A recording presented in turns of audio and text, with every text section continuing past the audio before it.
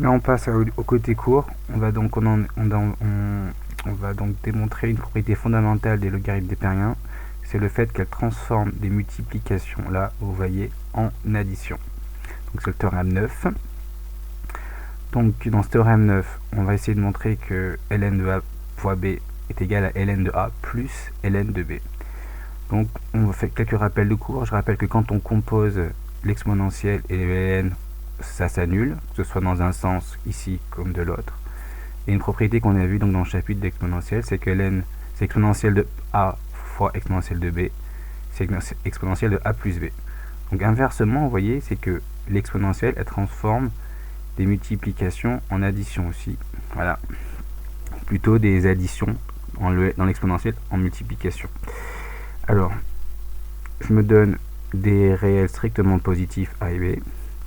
Donc, je sais que a, je peux l'écrire exponentielle ln de a, et que b, je peux l'écrire exponentielle ln de b. Donc, quand j'ai a fois b, je peux aussi dire que c'est exponentielle ln de a fois exponentielle ln de b. Et donc, si j'utilise la propriété qui a été rappelée ici, donc quand je multiplie deux exponentielles, c'est comme si je prenais donc l'exponentielle de la somme. Donc, exponentielle de ln de a plus ln de b. Maintenant, je vais composer l'égalité donc par le logarithme népérien, donc à gauche comme à droite. Donc, on a ln de a fois b. Donc, je pourrais mettre des parenthèses ici. Hein, hop.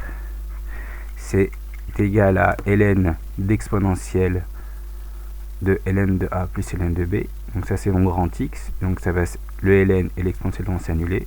Donc à gauche, j'ai ln de a fois b qui est égal à ln de a plus ln de b.